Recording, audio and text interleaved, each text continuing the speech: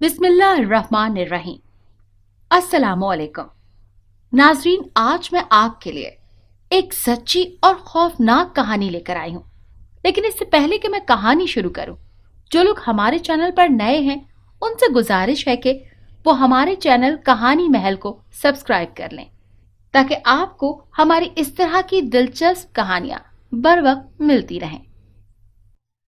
सूरज गुरूब होने के करीब था। चरिंद परिंद अपने घरों की तरफ जा रहे थे। सूखे हुए कपड़े टोकरी में डालने के बाद मैं बहुत गौर से आसमान पर इधर उधर उड़ते हुए परिंदों को देखने लगी। मैं बेखौफ होकर छत पर खड़ी शाम का मंजर देखकर खुश हो रही थी। अम्मा और रेहाना इस वक्त घर पर मौजूद ना थी। रेहाना के चेकअप के लिए वो दोनों डॉक्टर के पास गई हुई थी, वरना इतने आराम से मैं कभी भी छत पर खड़ी ना हो सकती। बहुत मसरूर अंदाज में छत पर चहलकदमी करते हुए परिंदों को देख रही थी कि अचानक ही वो सामने आकर खड़ा हो गया। क्या हाल है तुम्हारा? मैं खौफजदा नजरों से उसे देख रही थी जब बवन ने मुस्कुराते हुए मुझसे पूछा, क्यों? तुम क्यों आ जाते हो? कितनी बार मैंने तुम्हें मना किया कि मत आया करो। उसकी मुस्कुराहट को नजरअंदाज करते हुए मैंने गुस्से से कहा, तुम्हारे मना करने की वजह से ही आज इतने दिनों के बाद आया हूं और तुम फिर भी गुस्सा कर रही हो। मेरे लहजे की सख्ती को नजरअंदाज करते हुए उसने शिकवा किया। अपने खुले लिबास में से बाजू निकालकर उसने आसमान की तरफ इशारा किया और झट से दो सुर्ख गुलाब के फूल मेरे बालों में आ गए, जिनकी खुशबू बहुत मशहूर कुन थी। तुम क्या चाहते हो? क्यों मेरे पीछे पड़े हो? उसके शिकवे के जवाब में मैंने उससे सवाल किया।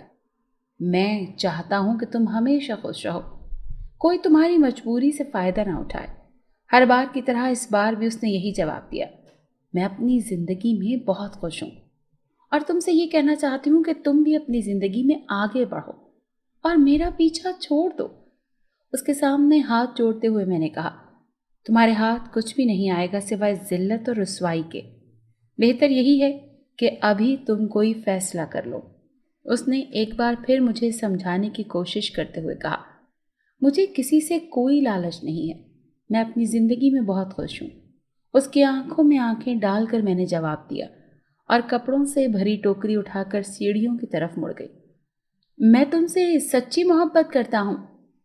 कोई आदमजात कभी तुमसे ऐसे मोहब्बत नहीं कर सकेगा जैसे मैं करता हूँ। जब दुनिया वाले तुम्हें तंग करें और तुम्हारे पाँव के नीचे से जमीन खींच लें तो एक बार मुझे पुकार कर देखना, पलक झपकने में मैं तुम्हारा हर मसला हल कर दूंगा। उसने पीछे से ऊंची आवाज में कहा। यह बातें वो हर मुलाकात में किया करता था, लेकिन मैं अपने इस दिल का क्या करती जो सिर्फ उसकी तरफ माइल होने के लिए राजी ही ना होता था। मेरी जिंदगी में आने वाला पहला शख्स शौकत ही था। मैं दुआ करती थी कि मेरी सारी जिंदगी शौकत के संग ही गुजारे, भले उसकी नज़र में मेरी कोई अहमियत हो या ना हो। बच्चे के रोने की आवाज़ पर मेरी सोच की परवास के पर कट गए। बच्चे के रोने की आवाज़ बहुत खौफनाक थी, दिल दहला देने वाली। जल्दी से पास रखा हुआ दूध का फीडर उसके मुंह में डाला तो वो चुप हो गया। शुक्र है कि उसकी आंखें बंद थी, वो मुकम्मल तौर पर जागा नहीं था। उसकी आंखों से मुझे बहुत खौफ महसूस होता था। सिर्फ आंखें ही नहीं, उसका पूरा जिस्म देखकर मुझे कराहियत महसूस होती थी। मैं दुनिया की पहली माँ थी जिसे अपने बच्चे से कोई मोहब्बत ना थी। आज तक था, इसीलिए मुझे उसका ख्याल रखना पड़ रहा था। दूध पीते ही वो दोबारा सो गया। मैं दोबारा माजी के धुंधलकों में खो गई। कब से तुम्हें समझा रही कि बुढ़ापे में दर दर की ठोकरें खा कि तुम आज कोई फैसला कर लो। अम्मा ने मीठे अंदाज से उसे समझाते हुए कहा। इस वक्त मुझे देर हो रही है और वो अपने नसीबों की तरह सुस्त औरत अभी तक नाश्ता लेकर नहीं आई। माँ के मशवरे को नज़रअंदाज करते हुए उसने गुस्से से कहा, मैं लेकर आ रही हूँ। नाश्ते के बर्तन ट्रे में रखते हुए मैंने जल्दी से कहा, क्योंकि शौकत की ऊंची आवाज़ किचन तक आ रही थी। दोनों माँ बेटे बरामदे में बैठे नाश्ते का इंतज़ार कर रहे थे। शौकत की किराने की दुकान थी, इसलिए वो नाश्ता करके घर से निकल जाता और रात गए तक घर आता। ये तो रात का बना हुआ सालन है। मैं समझी कि तू सिरी पाए बना रही है जो तूने इतनी देर ट्रे पर रखी। तो अम्मा ने सालन के डोंगे का ढक्कन उठाते हुए तंज किया। कोई भी जवाब देने के बजाय मैं खामोशी से किचन में आ गई। یہ تو روز کا معمول تھا۔ شوکت چھوٹی سے چھوٹی بات پر مجھے سب کے سامنے ذلیل کر کے رکھ دیتے، اور اس کی ماں سارا دن مجھے بات بات پر تانے دیتی تھی۔ اپنا نصیب سمجھ کر سب کچھ خاموشی سے برداشت کر لیتی اور اف تک بھی نہ کرتی۔ اس وقت بھی اپنے لیے چپاتی بناتے ہوئے آنسو میری آنکھوں سے بہہ رہے تھے۔ جب تک عامر اور اس کی بیوی جاگتے ہیں تم کپڑے دھو لو، کپڑوں کو زیادہ پانی میں ڈال کر کنگھالا کرو، ہر بار تمہیں بتانا پڑتا ہے۔ اماں نے کچن کے دروازے میں ہی کھڑے ہو کر نیا حکم جاری کیا۔ جواب دینا تو مجھے آتا ہی نہ تھا، اسباب میں گردن ہلا دی۔ کپڑے دھونے کے لیے واشنگ مشین میں پانی ڈالا ہی تھا کہ اماں پھر آ گئیں۔ عامر اور ریحانہ جاگ گئے ہیں، پہلے ان کے لیے ناشتہ بنا دو، کپڑے بعد میں دھو لینا، اماں نے کہا اور واپسی کے لیے مڑ گئی۔ جلدی سے مشین میں کپڑے ڈالے اور کچن میں آ گئی۔ ریحانہ کی شادی کو 6 ماہ سے زائد ہو چکے تھے، لیکن اماں ابھی بھی اس سے کوئی کام نہیں کرواتی تھی۔ ان دونوں میاں بیوی کے کھانے کی ذمہ داری بھی مجھ پر تھی۔ ناشتہ بنا کے ان کے سامنے میز پر رکھا اور دوبارہ کپڑے دھونے میں مصروف ہو گئی۔ میرا جی چاہتا تھا کہ کوئی مجھ سے پیار سے بات کرے، میرا خیال رکھے۔ ہر کوئی مجھے نظر انداز کر دیتا، لوگوں کے رویے سے مجھے کوئی تکلیف نہیں ہوتی، لیکن شوکت کی ہر بات میرے دل کو تیز دھار آلے کی طرح چیر کر رکھ دیتی۔ دنیا میں صرف شوکت ہی ایسا شخص تھا جس سے میں نے ٹوٹ کر محبت کی تھی، اور وہ بدلے میں مجھے صرف تانے دیتا۔ اس کے ساتھ نکاح کے رشتے میں بن کر میں اس گھر کی ملازمہ بن چکی تھی۔ شوکت کا ساتھ اور نام ہی میرے لیے کافی تھا، اسی لیے ہر ظلم اور زیادتی خاموشی سے برداشت کر لیتی۔ اس کے علاوہ میرے پاس اور کوئی راستہ بھی تو نہ تھا۔ والد صاحب کا انتقال بچپن میں ہی ہو گیا۔ اماں ایک اسکول ٹیچر تھی، ابا کے مرنے کے بعد ہی اماں نے ہمیں پالا۔ میری شادی کے چند ماہ بعد وہ بھی دنیا سے چل بسی۔ دونوں بھائی شادی کر کے اپنے اپنے گھروں میں ہنسی خوشی زندگی گزار رہے تھے۔ میں اپنی ذات سے انہیں کوئی تکلیف نہیں پہنچانا چاہتی تھی، اسی لیے سسرال میں زبان بند کر کے وقت گزارنے کی کوشش کرتی۔ شادی کو 5 سال گزر چکے تھے، لیکن میں ابھی تک اولاد کی نعمت سے محروم تھی۔ شروع کے چند سالوں شوکت کی ماں نے کچھ نہ کہا، لیکن اب تو وہ ہاتھ دھو کر شوکت کے پیچھے پڑ چکی تھی کہ وہ دوسری شادی کر لے۔ کب تک اس بانجھ عورت کے ساتھ زندگی گزارے گا؟ اولاد کا ہونا یا نہ ہونا کسی انسان کے اختیار میں نہیں ہوتا، لیکن نہ جانے شوکت اور اس کی ماں کی سمجھ میں یہ بات کیوں نہیں آتی تھی کہ وہ ہر چیز کا ذمہ دار مجھے ہی گردان دے۔ کپڑے دھونے کے ساتھ ساتھ اپنے دل کا بوجھ ہلکا کرنے کے لیے میں شوکت اور اس کی ماں کی ساری زیادتیاں یاد کر کر رو رہی تھی۔ میں راتوں کو اٹھ اٹھ کر سجدے میں گر گر کر اللہ سے دعا کرتی تھی۔ اولاد کے نہ ہونے کی وجہ سے شوکت کسی وقت بھی مجھے اپنی زندگی سے نکال سکتا تھا۔ میری زندگی اس وقت سوکھے پتے کی طرح ہواؤں کی زد میں تھی۔ چند جوڑے کپڑے کے تھے جو ابھی تک تم نے دھوئے نہیں۔ دوپہر ہونے والی ہے، شوکت کو دکان پر کھانا بھی بھجوانا ہے، اور تم سب کام چھوڑ کر کپڑے دھونے میں مصروف ہو۔ باقی کام ملازم آ کر کریں گے، اماں مجھے ڈانٹتے ہوئے کہنے لگی۔ بس کپڑے تو ختم ہو چکے ہیں، اب میں کچن میں ہی آ رہی تھی۔ فرش پر وائپر لگاتے ہوئے میں نے جواب دیا۔ اللہ اللہ کر کے تو اس گھر میں خوشیاں آنے والی ہیں، میں کیسے ریحانہ کو کچن میں بھیج دوں؟ اماں نے بھانجی کے لیے پیار بھرے انداز سے کہا۔ نہیں نہیں، اسے کچن میں بھیجنے کی کوئی ضرورت نہیں، میں آ رہی ہوں، میں نے جلدی سے کہا۔ سارا دن گھر کے کام کاج کرنے کی وجہ سے میں تھکاوٹ سے نڈھال ہو جاتی تھی۔ 2 بول کوئی میرے ساتھ ہمدردی کے بولنے والا بھی نہ تھا۔ شوکت کے انتظار میں جاگنے کی کوشش کر رہی تھی۔ رات 12 بجے وہ گھر آئے، تازی روٹی بنا کر انہیں کھانا دیا۔ وہ ٹھنڈی یا باسی روٹی ہرگز نہیں کھاتے تھے۔ بہت جلد میں دوسری شادی کرنے والا ہوں، تمہیں اپنا کوئی بندوبست کرنا پڑے گا، رغبت سے کھانا کھاتے ہوئے شوکت نے کہا۔ یہ الفاظ میرے لیے کسی دھماکے سے کم نہ تھے۔ کیا مطلب ہے؟ مجھے کیا بندوبست کرنا ہوگا؟ فکر مندی سے میں نے پوچھا۔ اس کے علاوہ تو میرا کوئی ٹھکانہ بھی نہ تھا۔ ظاہر ہے جب میں شادی کر لوں گا، میری بیوی آ جائے گی تو اس کمرے میں نہیں رہ سکے گی، تمہیں اپنا کوئی انتظام کرنا ہوگا۔ اس کے اطمینان میں کوئی فرق نہ آیا۔ مطمئن انداز میں اس نے کہا، میں اسٹور روم میں اپنی سیٹنگ کر لوں گی۔ اور کہاں جا سکتی ہوں؟ آنکھوں میں آئے آنسو چھپانے کی کوشش کرتے ہوئے میں نے دھیرے سے کہا، میری بات ہو رہی ہے، لڑکی والوں کی شرط ہے کہ میں شادی سے پہلے بانجھ بیوی کو طلاق دے دوں۔ اس کے اطمینان میں ذرا برابر بھی فرق نہ آیا۔ نوالا چباتے ہوئے اس نے کہا، یہ آپ کیا کہہ رہے ہیں؟ मैं कहाँ जाऊंगी? जल्दी से उनके सामने ज़मीन पर बैठते हुए मैंने रोते हुए पूछा। मैं क्या कर सकता हूँ? मुझे औलाद की ज़रूरत है। तू वो दे नहीं सकती। सारी ज़िंदगी तन्हा मैं गुजार नहीं सकता। इसीलिए शादी करना मेरा हक है। तो मुझे उससे रोक नहीं सकती। कांधे उचकाते हुए शौकत ने कहा। उसके अंदाज से ऐसा महसूस हो रहा था कि मैं उसकी बीवी नहीं, घर में पड़ी हुई कोई फालतू चीज़ हूँ, जिसके होने या ना होने से उसे कोई फर्क नहीं पड़ता। और उसका यही रवैया मेरे अंदर गम और गुस्से की आग को भड़काता था। आप तो जानते हैं ना कि मेरे भाई अपनी जिंदगी में खुश हैं। उन्होंने कभी पलटकर भी मेरी खबर नहीं ली। अगर आपने भी मुझे निकाल दिया तो न जाने वो मुझे अपने साथ रखेंगे या ना रखें। मैं कहाँ जाऊंगी?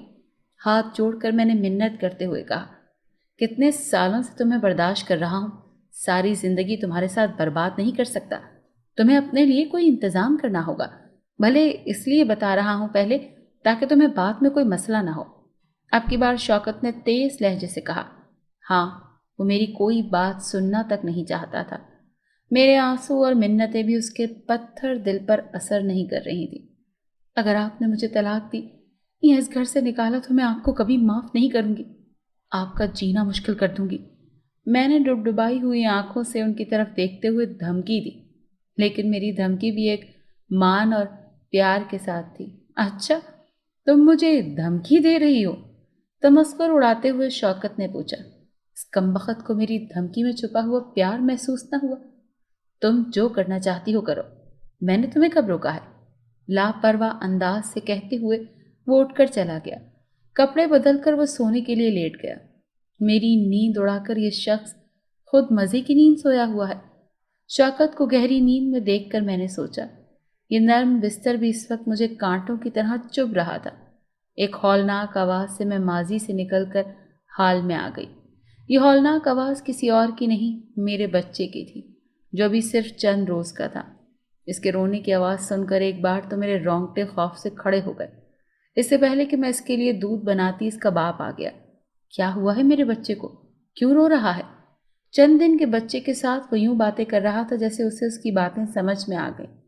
जल्दी से फीडर में पानी और दूध डालकर उसे अच्छी तरह से मिक्स करके इसे दे दिया।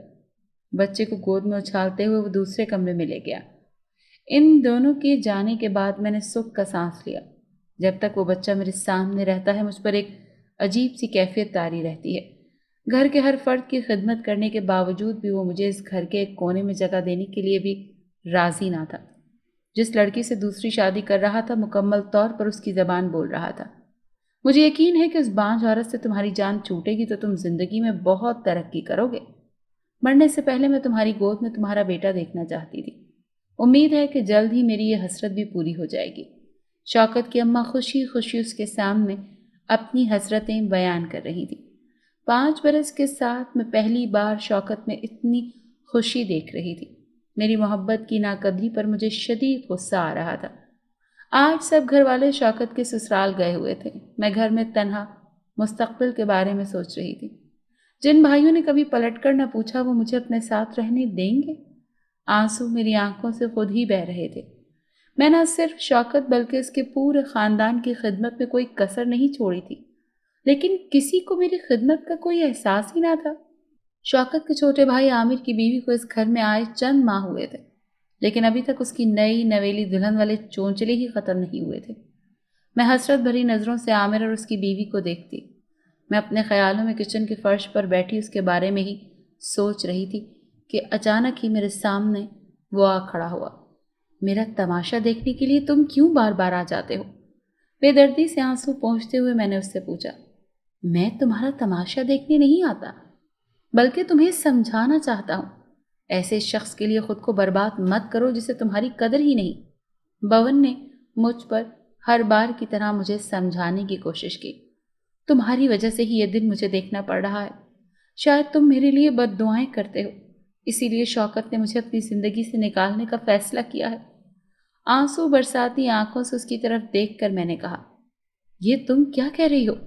आज दिन तक मैंने तुम्हारे लिए कभी बुरा नहीं सोचा। अपने घर में बैठकर भी तुम्हारी बेइज्जती देखता हूँ, लेकिन खामोश रहता हूँ सिर्फ तुम्हारी वजह से। अगर चाहो तो इन सबको ऐसी सजा दूं कि ये सारी जिंदगी याद रखें। मेरी बात से उसे तकलीफ हुई थी।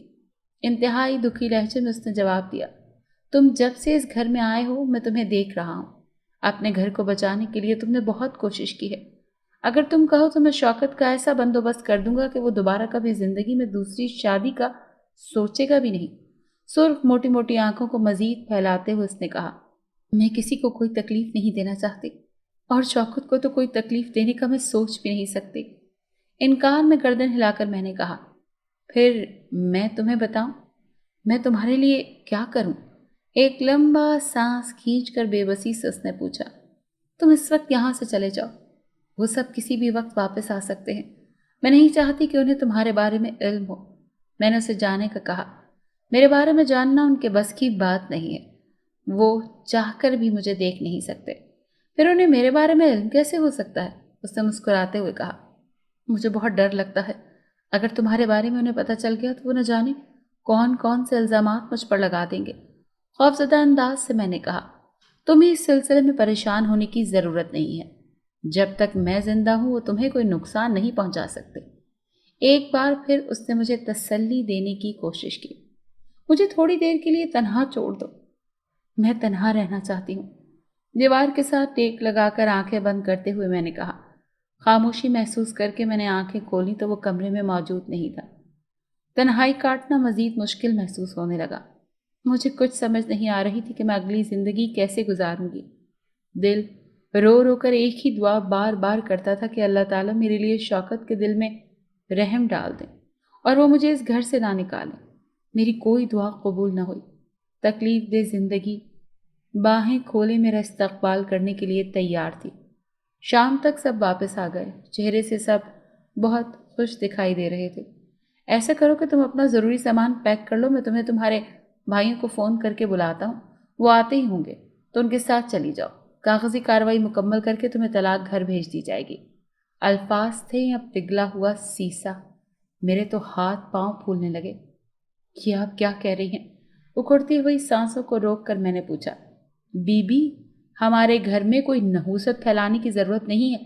तुम्हें पहले ही बता दिया था कि शौकत शादी के बाद तुम्हें अपने साथ नहीं रख सकता।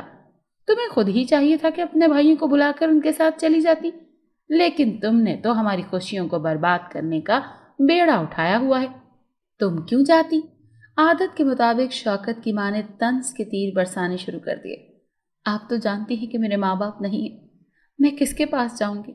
आप सबकी खिदमत करूंगी। सिर्फ इस घर के किसी कोने में मुझे जगह दे दें। हाथ जोड़कर रोते हुए मैंने कहा, बस कर दो ये रोना धोना। हमें तुम्हारी खिदमत की ज़रूरत नहीं है। जल्दी से जाओ और मेरे बेटे का कमरा खाली कर दो। कल लड़की वाले हमारे घर आएंगे और मैं नहीं चाहती कि जब वो आए तो तुम यहाँ मौजूद हो। लिहाजा तुम्हारे लिए यही बेहतर है कि खामोशी से अपने भाइयों के साथ चली जाओ। 5 साल का ताल्लुक एक लम्हे में ख़त्म करके वो चली गई। मैं इस घर में आबाद होने की नीयत से आई थी, बर्बाद होने के लिए नहीं। शौकत और उसके घर वालों को खुश रखने के लिए मैंने अपनी हर ख्वाहिश कुर्बान कर दी, लेकिन उन्हें इस चीज़ का एहसास बिल्कुल ना था। मेरे अंदर छुपी हुई मोहब्बत नफ़रत के लावे में तब्दील होने लगी। अगर मैं चाहूँ तो इन सबको बर्बाद कर दूं, लेकिन तुम्हारी वजह से मैं इन्हें माफ़ कर देता हूँ। भवन की आवाज़ मेरे कानों से टकराई। अगर इन्हें मेरा कोई ख्याल नहीं है तो मुझे भी इनकी परवाह नहीं। आंसू पोंछते हुए मैंने खुद से कहा। अपने कमरे में आकर दहाड़ें मार मार कर मैं रोने लगी। थोड़ी देर पहले वाली नफरत के जज्बात न जाने कहाँ सो गए और मोहब्बत के जज्बात मचलने लगे। मैं शौकत से मिलकर एक बार कोशिश करना चाहती थी कि वो मुझे अपने घर से ना निकालें। शायद वो जानता था कि अगर वो घर आ गया तो फिर उसे मेरी बातें सुननी पड़ेंगी, इसीलिए वो घर ही नहीं आया। कमरे के फर्श पर बैठकर रोते हुए न जाने कितनी देर गुजर गई। अब तो आंसू भी खुश्क हो चुके थे। दोनों बाजू घुटनों के गिर्द लपेट कर मैं खाली उस जहन होकर बैठी सामने दीवार पर नजरें गाड़े देख रही थी। अचानक ही कमरे में किसी की मौजूदगी का एहसास हुआ तो जल्दी से नजरें उठाकर देखा। वो मखसूस मर्दाना वजाहत लिए अपने सामने खड़ा मुझे ही देख रहा था। तुम क्यों आ गए हो? ऐसा ना हो कि शौकत कमरे में आ जाए। उसे देखकर मैंने जल्दी से कहा। इसी दिन के लिए तुम्हें समझा रहा था, लेकिन तुम्हें किसी की बात समझ आए तब ना। मेरे सवाल को नज़रअंदाज करते हुए उसने कहा, मैं तुम्हारे सामने हाथ जोड़ती हूँ, मेरा पीछा छोड़ दो। उसकी बात के जवाब में हाथ जोड़कर मैंने गुस्से से कहा, तुम अब भी मेरी बात सुनने और मानने से इनकार कर रही हो? अगर तुम सिर्फ एक बार कहो तो तुम्हारी आंखों में आंसू लाने वाले उस शख्स का मैं नाक में दम कर दूं। उसने जल्दी से कहा। मेरी हालत देखकर उसे गुस्सा आने लगा था। जी तो मेरा चाहता था कि शौकत को उसकी बेवफाई की ऐसी सजा दूं कि उसकी आने वाली 7 नस्लें याद रखें। उसके मजालिम को याद करते हुए मैंने तल्ख लहजे से कहा, तुमने उस शख्स के लिए अपनी जिंदगी बर्बाद कर दी। तुमसे रिश्ता खत्म करने के लिए उसने एक लम्हे के लिए भी ना सोचा। तुम इतनी भी गिरी पड़ी नहीं हो। अगर तुम इजाजत दो तो उसकी ये शादी में यादगार बना दूं। गुस्से से दोनों हाथों की मुट्ठियां भींचते हुए बवन ने कहा, मेरा जी चाहता है कि इस सारे घर को आग लगा दूं। इसमें बसने वाले हर शख्स को इस साग में डालकर मार दूं जो मुझसे मेरी खुशियां छीन रहे हैं। बेबसी से अपने ही बालों को नोचते हुए मैंने कहा, ऐसा करना मुश्किल नहीं है। तुम इशारा करो और फिर देखो, तुम्हारी आंखों के सामने ये सारा घर जलकर राख हो जाएगा। उसकी आंखों की जगह दहकते हुए शोले दिखाई देने लगे। इसका मतलब था कि वो बहुत गुस्से में है। मेरे भाइयों में से किसी ने भी मुझसे राब्ता नहीं किया। मुझे ये समझ नहीं आ रही थी कि मैं कहाँ जाऊंगी। मैं उसे मजीद गुस्सा नहीं दिलाना चाहती थी, इसीलिए बात बदलते हुए कहा, तुम इसकी भी फिक्र ना करो। तुम्हारे दोनों भाइयों को लेकर आना मेरी जिम्मेदारी है। मेरी तवक्को के ऐन मुताबिक उसने खुद को नॉर्मल करते हुए कहा। उसने कहा, इसका मतलब है कि वो ज़रूर कुछ न कुछ कर लेगा। मेरे सर से एक बहुत बड़ा बोझ उतर गया और मैं तशक्कुर आमेज निगाहों से उसकी तरफ देखने लगी। अब रोना धोना बंद करो और सोने की तैयारी शुरू कर दो। अल्लाह ने चाहा तो सब कुछ बेहतर हो जाएगा। बवन ने मुझे तसल्ली देते हुए कहा और पलक झपकते में गायब हो गया। अगर इस वक्त बवन भी मेरा साथ ना देता तो मैं शायद इस दुनिया से ही मुंह मोड़ लेती। उसके जाने के बाद मैंने सोचा, मुझे उससे पहली मुलाकात याद आने लगी। उस रोज़ बहुत ज़ोर की आंधी चलने लगी थी। खुश्क कपड़े छत से उतारने की कोशिश में मैं हलकान हो रही थी। कपड़े इधर उधर उड़ने लगे। अगर एक भी कपड़ा उड़ गया या गुम हो गया तो मेरी खैर नहीं होगी। तेजी से कपड़ों को टोकरी में डालते हुए मैंने सोचा। अचानक एक अजीब वाक़या हुआ। सारे कपड़े खुद ब खुद ही टोकरी में आने लगे। बारिश शुरू होने से पहले ही सब कपड़े टोकरी में आ चुके थे। मैं हैरान नजरों से कपड़ों को खुद ब खुद टोकरी में आता देख रही थी। मुझे तो अपनी आंखों पर यकीन नहीं हो रहा था।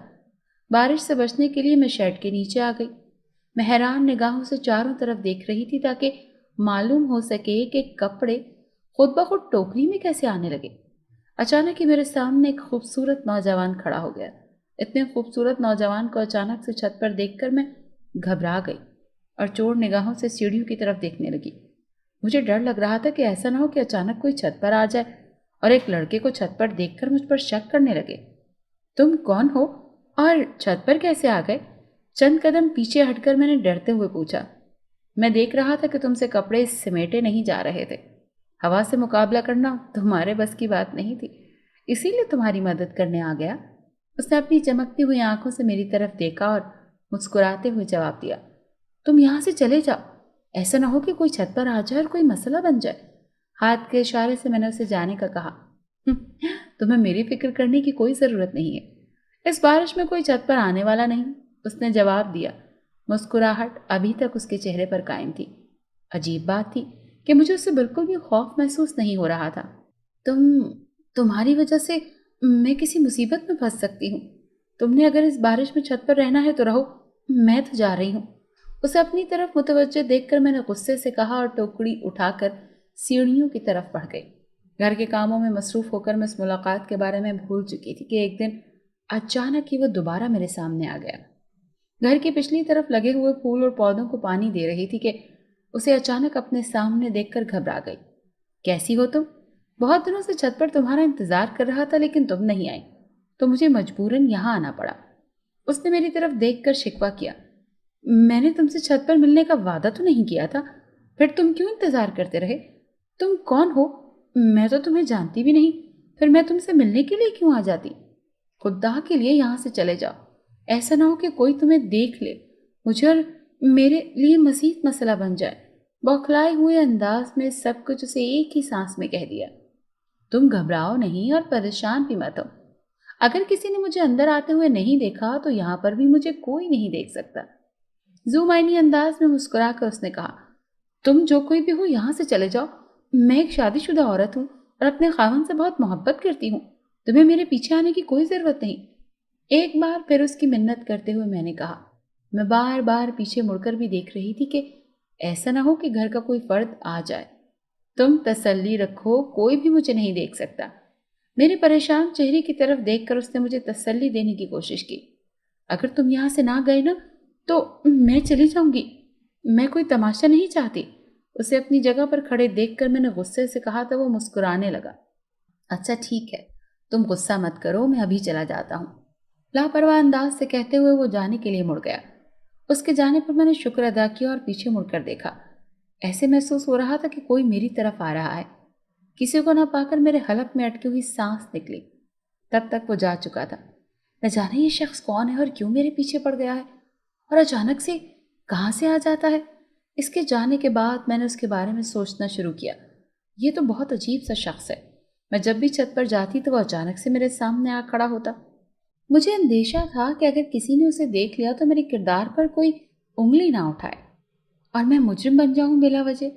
ہر ملاقات پر میں اسے یہی کہتی کہ میرے پیچھے مت پڑے رہو اور میری جان چھوڑ دو۔ وہ ہمیشہ مسکرا کر میری بات ٹال دیتا۔ پکڑے جانے کے خوف نے مجھے کبھی اس کے بارے میں جاننے ہی نہیں دیا۔ بہت سی ملاقاتیں ہو چکی تھی لیکن میں ابھی تک اس کا نام تک نہیں جانتی تھی۔ تم کون ہو؟ مجھ سے کیا چاہتے ہو؟ چھت پر گیلے کپڑے پھیلانے کے لیے آئی تو اسے وہاں موجود پا کر میں نے دو ٹوک بات کرنے کا فیصلہ کیا۔ میں اس کے اچانک سامنے آ جانے پر حیران تھی، اور ایک اور بات بھی مجھے بہت حیران کر رہی تھی کہ وہ میرے علاوہ کسی اور کو نظر بھی نہیں آتا تھا۔ گھر میں بھی میں نے کسی کے منہ سے بھی اس کا کوئی تذکرہ نہ سنا۔ گھر کے سبھی افراد ہی ضرورت پڑنے پر چھت پر آتے تھے، لیکن میرے علاوہ یہ شخص کبھی کسی کو دکھائی نہیں دیا۔ یہ بات بڑی حیران کن تھی۔ بہت سی ملاقاتوں کے بعد اس نے اس بات کا اعتراف کیا کہ وہ انسان نہیں جن ہے، اور ہمارے گھر کے ساتھ لگے ہوئے درختوں پر اس کا بسیرا ہے۔ اس کی حقیقت جان کر میں خوفزدہ ہو گئی اور دوبارہ چھت پر نہ جانے کا فیصلہ کیا، لیکن زیادہ دیر تک میں اپنے اس فیصلے پر قائم نہ رہ سکی، کیونکہ کپڑے چھت پر پھیلانے کی ذمہ داری میری تھی۔ اسے دیکھ کر میں خوفزدہ ہو جاتی اور بھاگ کر چھت سے نیچے چلی جاتی۔ شوکت رات کو دکان بند کر کے دیر سے گھر آتا تھا۔ سردی کا موسم تھا، سب اپنے اپنے کمروں میں آرام کر رہے تھے جب اچانک ہی وہ میرے کمرے میں نمودار ہوا۔ اسے دیکھ کر میں گھبرا گئی۔ میں ابھی یہاں سے چلا جاؤں گا، تمہیں پریشان ہونے کی ضرورت نہیں ہے، بس میں ایک بات کرنے آیا ہوں۔ میرے کچھ بولنے سے پہلے وہ جلدی سے بول پڑا۔ اس کی بات سننے کے علاوہ تو میرے پاس اور کوئی چارہ ہی نہیں تھا، اسی لیے اقرار میں گردن ہلا دی۔ تمہیں مجھ سے ڈرنے کی کوئی ضرورت نہیں ہے۔ میں تمہیں کوئی نقصان نہیں پہنچانا چاہتا، بلکہ تمہیں اپنی زندگی کا ساتھی بنانا چاہتا ہوں۔ کوئی تمہید باندھے بغیر اس نے اپنے دل کی بات کر دی۔ تم پاگل تو نہیں ہو؟ میں ایک شادی شدہ عورت ہوں اور تم انسان نہیں بلکہ جن ہو۔ کیا انسان اور جن کی شادی ہو سکتی ہے؟ اس کے بعد سن کر مجھے غصہ آ گیا اور میں نے غصے سے پوچھا، جسے تم شادی کر رہی ہو وہ صرف ایک سمجھوتا ہے۔ جب جی چاہا ہم تمہارے خاوند کا، وہ تمہیں اپنی زندگی سے باہر نکال پھینکے گا، اسی لیے بہتر یہ ہے کہ تم اپنے لیے کوئی فیصلہ کر لو۔ اس نے مجھے سمجھاتے ہوئے کہا، مجھے لگتا ہے تمہارا دماغ خراب ہو چکا ہے۔ کیا دنیا کے سب آدمی مر گئے ہیں جو میں تم سے شادی کرنے کے لیے تیار ہو جاؤں گی؟ میں نے غصے سے جواب دیا، تم بہت اچھی ہو، اسی لیے میں چاہتا ہوں کہ تم اچھی زندگی گزارو، تم سب کی خدمتیں کر کے اپنی زندگی برباد مت کرو۔ پیار بھرے لہجے میں اس نے منت کرتے ہوئے کہا، میں تمہارے آگے ہاتھ جوڑتی ہوں، یہاں سے چلے جاؤ اور دوبارہ کبھی میرے سامنے مت آنا۔ میں کبھی تمہارے بارے میں سوچ بھی نہیں سکتی۔ میں اپنے خاوند کے ساتھ بہت خوش ہوں، وہ جیسا بھی ہے مجھے پسند ہے۔ اس کے سامنے ہاتھ جوڑتے ہوئے میں نے تلخ لہجے میں کہا۔ ایک افسوس بھری نگاہ اس نے مجھ پر ڈالتے ہوئے مجھے دیکھا اور ایک دم سے غائب ہو گیا۔ اس کے جانے کے بعد میں نے شکر ادا کیا۔ مجھے تو دل ہی دل میں بہت ڈر لگ رہا تھا کہ ایسا نہ ہو کہ اچانک سے شوکت آ جائے۔ پہلے وہ صرف مجھ سے چند لمحے باتیں کرنے کے بعد چلا جاتا تھا، لیکن اب وہ مجھے اس بات کے لیے مجبور کرنے لگا کہ میں شوکت کو چھوڑ کر اسے اپنا لوں۔ میں ایسا ہرگز نہیں کرنا چاہتی تھی، لیکن نہ جانے میری قسمت میں کیا لکھا تھا۔ شوکت نے خود ہی مجھے چھوڑنے کا فیصلہ کر لیا۔ اس کے فیصلے سے میں ٹوٹ کر بکھر چکی تھی۔ اس نازک موقع پر میرے جن دوست نے ہی میری حوصلہ افزائی کی اور ساتھ دینے کا فیصلہ کیا۔ اگر وہ بھی نہ ہوتا تو شاید میں خود ہی اپنی زندگی ختم کر لیتی۔ رات آنکھوں میں کٹ گئی اور صبح ہو گئی، اس کا مجھے پتہ بھی نہ چلا۔ نہ جانے اور کتنی دیر اس کیفیت میں پڑی رہتی جب شوکت کی ماں نے آ کر کہا، تمہارے بھائی تمہیں لینے آئے ہیں۔ تو میں ہوش کی دنیا میں واپس آئی۔ بوجھل دل اور لرزتے ہوئے قدموں کے ساتھ میں نے اپنا سامان اٹھا کر بھائیوں کے پاس آ کر کھڑی ہو گئی۔ دونوں بھائیوں نے شفقت بھرے انداز سے میرے سر پر ہاتھ رکھا۔ آنسو میری آنکھوں سے مسلسل بہہ رہے تھے۔ شوکت بھی کمرے میں ہی موجود تھا، لیکن ہر چیز سے نظریں پھیر کر اپنے فون میں لگا ہوا تھا۔ اس کی لاپرواہی دیکھ کر میرے تن بدن میں آگ لگ گئی۔ لمحے کے 1000ویں حصے میں نے اسے برباد کرنے کا فیصلہ کر لیا۔ اسے ایک لمحے میں برسوں کی محبت مر گئی۔ اگر میرا بس چلتا تو میں اس وقت اس خود غرض انسان کا خون کر دیتی، لیکن اس سے بدلہ لینے کا ارادہ کرتے ہوئے میں مضبوطی سے قدم اٹھاتی ہوئی گھر سے باہر نکل آئی اور پیچھے مڑ کر بھی نہیں دیکھا۔ دونوں بھائیوں نے بہت سرد مہری سے استقبال کیا۔ مجھے ان سے ایسی ہی امید تھی۔ گھر کے فالتو سامان والے کمرے میں میرے لیے ایک بیڈ لگا دیا گیا۔ ساری رات جاگنے کی وجہ سے ابھی میرے سر میں شدید درد ہو رہا تھا، اسی لیے کمرے میں آ گئی۔ بیڈ پر بیٹھی ہی تھی کہ بون آ گیا۔ اس کے چہرے سے اس کی خوشی جھلکتی ہوئی نظر آ رہی تھی۔ بہت جلد ہی تمہاری جان ہمیشہ کے لیے اس شخص سے چھوٹ جائے گی، خوش ہوتے ہوئے اس نے کہا۔ میں اس وقت کوئی بھی بات نہیں کرنا چاہتی، یہاں سے چلے جاؤ۔ اس کی خوشی کو نظر انداز کرتے ہوئے میں نے آنکھیں بند کرتے ہوئے کہا، اگر تم کہو تو میں ایسی سزا دوں کہ زمانہ یاد رکھے۔ میں اب تمہیں منع نہیں کروں گی، تمہارا جو جی چاہتا ہے وہ کرو۔ دونوں ہاتھوں سے اپنی آنکھوں کو سہلاتے ہوئے میں نے جواب دیا، یہ بات ہوئی نا، زبردست۔ اب میں بہت جلد تمہیں اس بارے میں ایک افسوسناک خبر سناؤں گا۔ پرجوش انداز سے کہتے ہوئے وہ غائب ہو گیا۔ بہت دیر سے میں سونے کی کوشش کرتی رہی، لیکن بھوک کی وجہ سے نیند نہیں آ رہی تھی، اسی لیے مجبوراً اٹھ کر کمرے سے باہر آ گئی۔ کسی نے بھی مجھ سے کھانے پینے کے بارے میں کچھ بھی نہ پوچھا۔ کچن میں بڑی بھابھی دن کا کھانا بنانے کی تیاری کر رہی تھی۔ بھابھی کچھ کھانے کے لیے ہے تو دے دیں، کل سے میں نے کچھ بھی نہیں کھایا۔ میں نے کچھ کھانے کے لیے مانگا۔ ابھی تو میں کھانا بنانے لگی ہوں، تمہیں انتظار کرنا پڑے گا۔ یہاں پر تمہارے بھائیوں کی کون سی فیکٹریاں چل رہی ہیں، بہت مشکل سے ہمارا گزارا ہوتا ہے، کچھ بچ جانے کی تو گنجائش ہی نہیں ہوتی۔ مصروف انداز سے بھابھی نے جواب دیا۔ الٹے قدموں میں کمرے میں واپس آ گئی۔ اسی لمحے بون بھی آ گیا۔ اوہ، تمہیں ایک زبردست منظر دکھاتا ہوں۔ کمرے کا دروازہ بند کرتے ہوئے اس نے کہا، کیا دکھانا چاہتے ہو، جلدی سے دکھا دو۔ اس کے جوش کو دیکھتے ہوئے میں نے کہا، ادھر دیوار پر غور سے دیکھو، ابھی تمہیں سب کچھ نظر آ جائے گا۔ دیوار کی طرف اشارہ کرتے ہوئے اس نے کہا۔ اچانک سے دیوار پر شوکت کا چہرہ نمودار ہوا۔ میں حیرت سے چونک گئی۔ آہستہ آہستہ منظر واضح ہونے لگا۔ یہ کسی ہوٹل کا منظر تھا۔ وہ اپنے دوستوں کے ساتھ کھانا کھانے میں مصروف تھا۔ کھانے سے فارغ ہو کر سارے دوست گاڑی کی طرف بڑھنے لگے۔ اس کے بڑھتے قدم اچانک رک گئے اور وہ خوفزدہ نگاہوں سے ایک دوسرے کو دیکھنے لگے۔ ایک سیاہ رنگ کا کالا بڑا سا سانپ گاڑی کی چھت پر بیٹھا ہوا تھا، جسے دیکھ کر سب ڈر گئے۔ سانپ اتنا بڑا تھا کہ کوئی بھی آگے بڑھنے کی جرات نہیں کر رہا تھا۔ اچانک ہی سانپ اڑتا ہوا آیا اور شوکت کے ماتھے پر ڈس گیا۔ ایک جھٹکے سے وہ زمین پر گر گیا اور تڑپنے لگا۔ سب اس کے ارد گرد جمع ہو گئے۔ تھوڑی ہی دیر میں اس کا تڑپتا وجود ساکت ہو گیا۔ منظر بدل گیا۔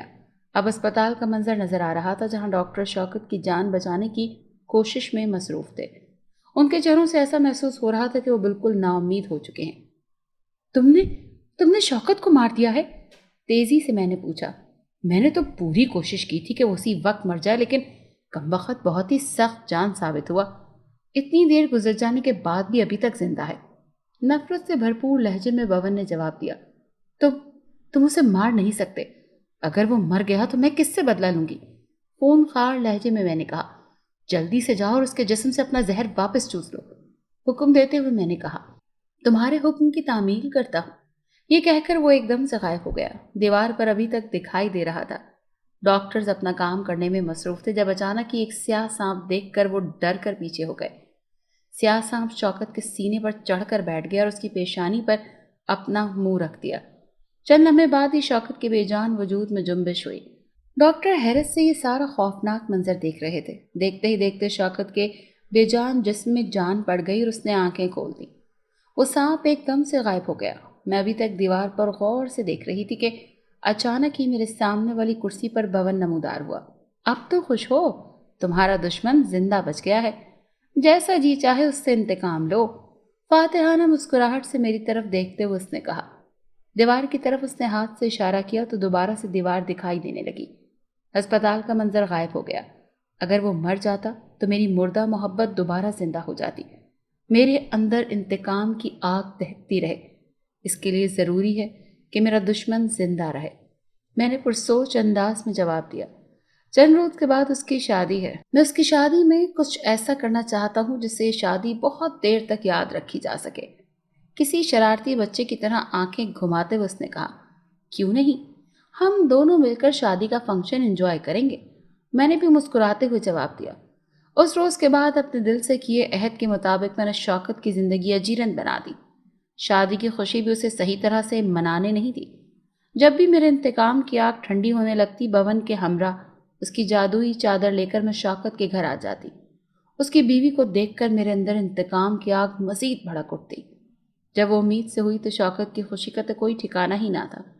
دونوں ماں بیٹا ملازم بن کے اس کی خدمت میں لگے ہوئے تھے۔ یہ دیکھ کر تو غصے سے میرے خون میں ابال آنے لگ جاتا۔ میں انتقام کی آگ میں اتنی اندھی ہو چکی تھی کہ میں نے اس کے بچے کو مارنے کی کوشش شروع کر دی۔ عامر اس کی بیوی گھر پر نہ تھے، اماں بھی اپنے کسی عزیز کے گھر گئی ہوئی تھی۔ شوکت کی بیوی علینا اس وقت گھر میں اکیلی تھی۔ تنہائی سے گھبرا کر اس نے شوکت کو فون کیا اور دکان بند کر کے وہ آ گیا۔ میرے لیے تو رات کو بھی دکان بند کر کے نہیں آتا تھا۔ اسے ایسی سزا دو کہ اس کی چیخوں کی آواز سن کر میری بے چین روح کو سکون مل جائے۔ نفرت بھری نگاہوں سے اس کی طرف دیکھ کر ساتھ کھڑے بون سے کہا۔ اس وقت میں شوکت کے گھر میں تھی۔ جادوئی چادر اوڑھنے کی وجہ سے کوئی مجھے دیکھ نہیں سکتا تھا۔ علینا بیڈ پر بیٹھی فون دیکھ رہی تھی۔ دھڑام کی آواز کے ساتھ ایک سانپ اس کے منہ کے سامنے آ گرا۔ ایک زوردار چیخ مار کر چھلانگ لگا کر وہ اٹھی اور بیڈ سے نیچے اتر گئی۔ کیا ہوا؟ کیوں چیخ رہی ہو؟ دوڑتا ہوا شوکت کمرے میں داخل ہوا اور جلدی سے پوچھا۔ وہ سانپ، ہاتھ کے اشارے سے بیڈ کی طرف اشارہ کرتے ہوئے اس نے کہا۔ کالے رنگ کا بڑا سا سانپ دیکھ کر شوکت بھی ڈر گیا۔ تم ڈرو مت، میں کچھ کرتا ہوں۔ شوکت کوئی ایسی چیز تلاش کرنے لگا جس کی مدد سے وہ سانپ کو مار سکے۔ اچانک اس سانپ نے اپنی لمبی زبان باہر نکالی جو آہستہ آہستہ علینا کی طرف جا رہی تھی۔ اس سے پہلے کوئی زبان علینا تک پہنچتی ہوئی منظر دیکھ کر بے ہوش ہو گئی اور زمین پر گر گئی۔ اسے زمین پر گرا دیکھ کر شوکت کے آسان خطا ہو گئے۔ وہ جلدی سے اس کی طرف بڑھا۔ اب ہم چلتے ہیں، بون نے میرے کان میں سرگوشی کی۔ ٹھیک ہے، واپس چلو۔ میں نے اس کی بیوی کا جینا دوبھر کر دیا۔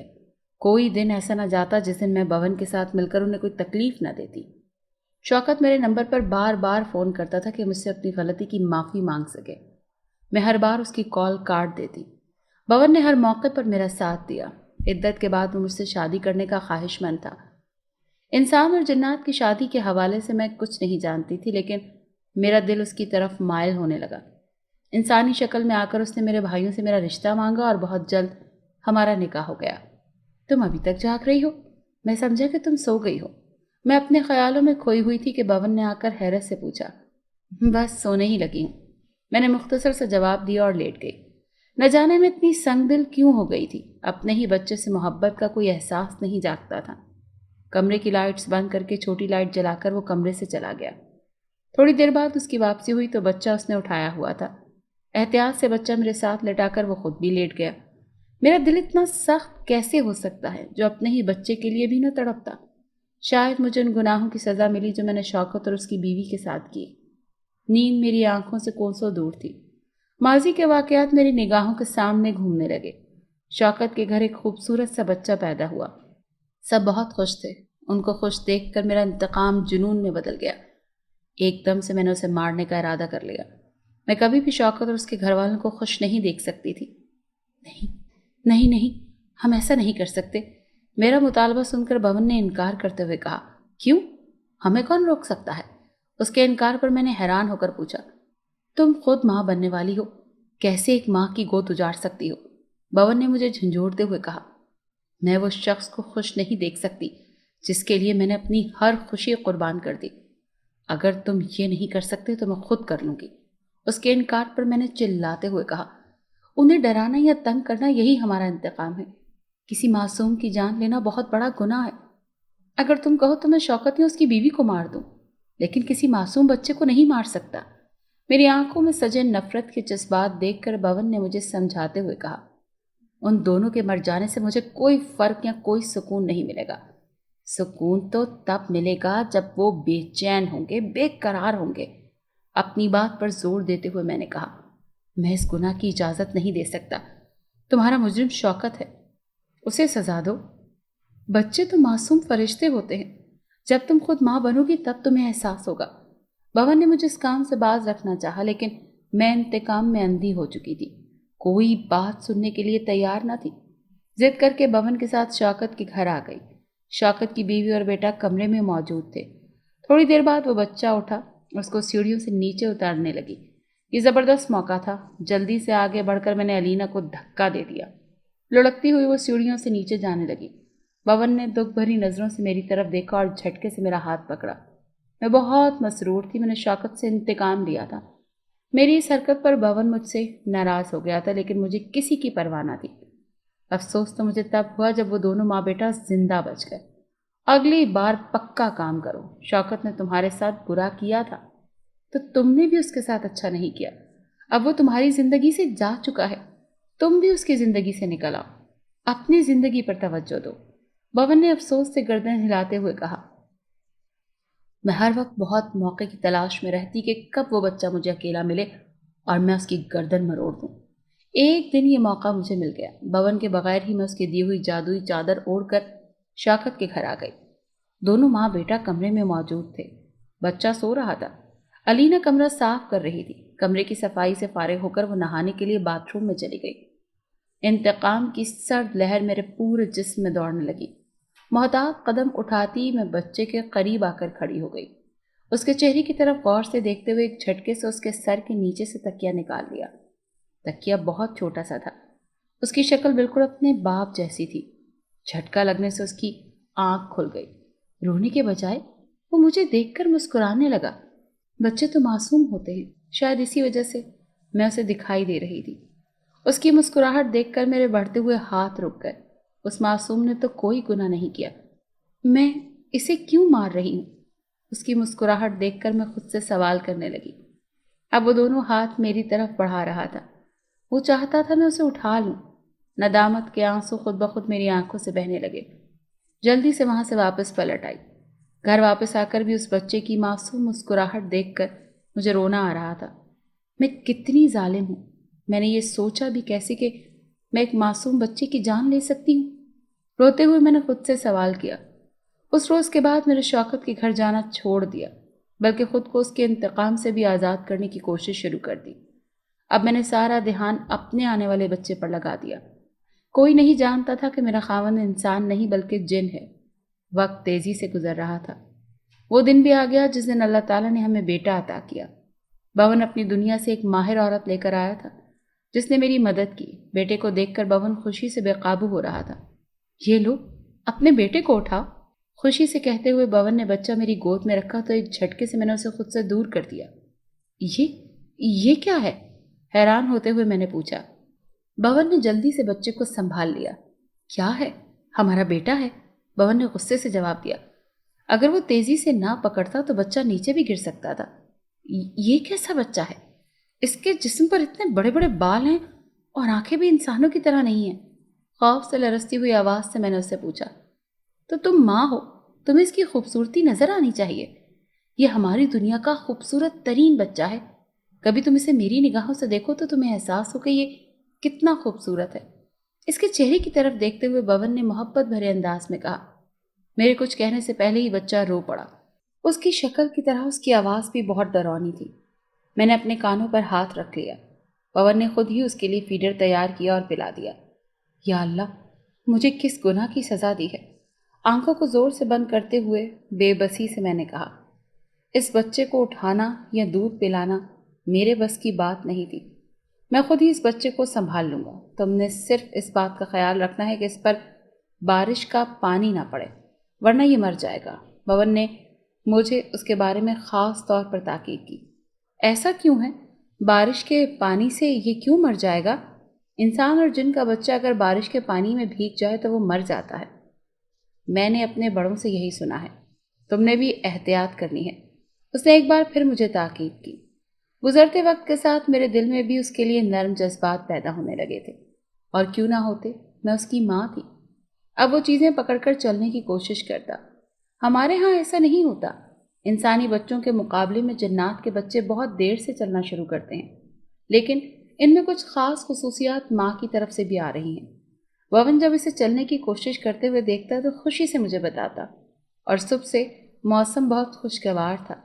بہت دنوں سے گرمی بڑے عروج پر تھی۔ موسم کی تبدیلی خوشگوار اثر ڈال رہی تھی۔ اپنے لیے چائے بنانے میں کچن میں جا رہی تھی۔ آدن کھلونوں کے ساتھ کھیل رہا تھا۔ چائے چولہے پر رکھی کچن کی کھڑکی سے باہر دیکھنے لگی۔ بہت ٹھنڈی ہوا چل رہی تھی۔ ہلکی ہلکی بوندا باندی بھی شروع ہو گئی۔ زلیخا، کہاں ہو؟ بون کی چیختی ہوئی آواز سنائی دی۔ جلدی سے کچن سے باہر آئی۔ باہر کے منظر کو دیکھ کر میری ٹانگیں کانپنے لگی۔ زیادہ دیر تک میں اپنا وزن برداشت نہ کر سکی اور میں زمین پر گر گئی۔ نہ جانے کس وقت عدن دیوار کے سہارے لیتے کمرے سے باہر آیا اور پھر صحن میں چلا گیا۔ بارش کے چند قطرے ہی اس کی جان لینے کے لیے کافی تھے۔ بون میں نے دونوں بازوں پر اسے اٹھا رکھا تھا اور وہ کسی مچھلی کی طرح تڑپ رہا تھا۔ دیکھتے اس کے جسم کے لمبے لمبے بال زمین پر گرنے لگے۔ وہ دونوں ہاتھوں میں اسے اٹھائے بے بسی سے دیکھ رہا تھا۔ وہ اس وقت بے بسی کی انتہا پر تھا۔ اس کا بچہ موت کے راستے پر جا رہا تھا، لیکن وہ کچھ بھی نہیں کر سکا۔ چند لمحوں میں ہی وہ تڑپ تڑپ کر ساکت ہو گیا اور پھر بون کی باہوں سے غائب ہو گیا۔ وہ صرف میری نگاہوں سے اوجھل ہوا تھا، اپنے باپ کو دکھائی دے رہا تھا۔ بون نے اسے دفنا دیا۔ میرے لیے یہ صدمہ برداشت کرنا آسان نہ تھا۔ بار بار بے ہوش ہو جاتی۔ اس کی چھوٹی چھوٹی ادائیں یاد آتی۔ نہ جانے ہمیں کس گناہ کی سزا ملی ہے۔ روتے ہوئے میں نے بون سے پوچھا۔ ہمیں شریعت کی پابندی نہ کرنے کی سزا ملی ہے۔ ہم دونوں مسلمان ہیں، لیکن ہمیں اللہ اور اس کے رسول کے حکم کی پابندی کرنی چاہیے تھی، جو ہم نے نہیں کی۔ دیوار کو غور سے دیکھتے ہوئے بون دکھ بھرے لہجے سے کہنے لگا، ہم نے کون سی پابندی نہیں کی؟ اس کی طرف دیکھتے ہوئے حیرت سے میں نے پوچھا، اللہ اور اس کے رسول نے انسان اور جنات کی شادیوں سے منع فرمایا ہے، لیکن میں تمہاری محبت میں اتنا کھو گیا تھا کہ اللہ اور اس کے رسول کے حکم کو ہی بھول گیا۔ میرے لیے تم آج بھی بہت قیمتی ہو، لیکن بار بار میری نگاہوں کے سامنے قرآن کریم کی وہ آیت آ جاتی ہے جس میں اللہ تعالیٰ فرماتے ہیں کہ تمہارے ہی جنس سے تمہارے لیے بیویاں پیدا کی گئیں تاکہ تم ان سے آرام پاؤ۔ ہم نے اس بات سے منہ موڑ لیا اور خدا کے نافرمان بن گئے۔ اب تمہیں یہ ساری باتیں یاد آ رہی ہیں؟ پہلے تمہیں علم نہ تھا؟ سینہ پیٹتے ہوئے میں نے غصے سے پوچھا۔ نہیں، مجھے علم نہیں تھا۔ میں بہت ناقص العقل انسان۔ اس نے پیشانی مسلتے ہوئے کہا، اب تو میں تمہاری عادی ہو چکی ہوں اور تم سے الگ نہیں ہونا چاہتی۔ میں نے بے بسی سے کہا، تمہیں ظلم برداشت کرتے دیکھ کر تم پر ترس آتا تھا، جو نہ جانے کب محبت میں بدل گیا۔ اب تمہارا فیصلہ جو ہوگا وہی میرا بھی ہوگا۔ فیصلے کا اختیار مجھے دیتے ہوئے اس نے کہا، یہاں پر فیصلے کا اختیار نہ میرے پاس ہے اور نہ ہی تمہارے پاس ہے۔ ہمارا فیصلہ تو اللہ تعالیٰ نے پہلے ہی کر دیا ہے۔ جیسے آگ اور مٹی کا کوئی جوڑ نہیں ہوتا، ایسے ہی میرا اور تمہارا بھی کوئی جوڑ نہیں۔ اللہ تعالیٰ انسان سے 70 ماہوں سے زیادہ پیار کرتا ہے، اور مجھے یقین ہے کہ وہ ہماری خطاؤں کو معاف کر دے گا۔ ہم معافی مانگنے والے تو بنے۔ نگاہیں جھکا کر میں نے کہا اور اپنے قدم دروازے کی طرف بڑھا دیے۔ ایک آخری نگاہ اس پر ڈالی اور گھر کی دہلیز سے باہر نکل آئی۔ میرا رخ اپنے بھائیوں کے گھر کی طرف تھا۔ انسان خطا کا پتلا ہے۔ اگر غلطی کرنے کے بعد سچے دل سے توبہ کر لے تو اللہ تعالیٰ کا وعدہ ہے کہ وہ اسے معاف کر دے گا۔ میں بھی اسی امید پر لوٹ آئی تھی۔ اگر آپ کو یہ کہانی اچھی لگی ہے تو اسے لائک کیجیے اور ہمارے چینل کہانی محل کو سبسکرائب کیجیے۔ اور ہاں، اگر آپ کے کسی دوست، رشتہ دار یا بہن کے ساتھ خدا نخواستہ اس طرح کا کوئی بھی واقعہ پیش آیا ہے تو ہمیں کامنٹ سیکشن میں اس کے بارے میں ضرور بتائیے۔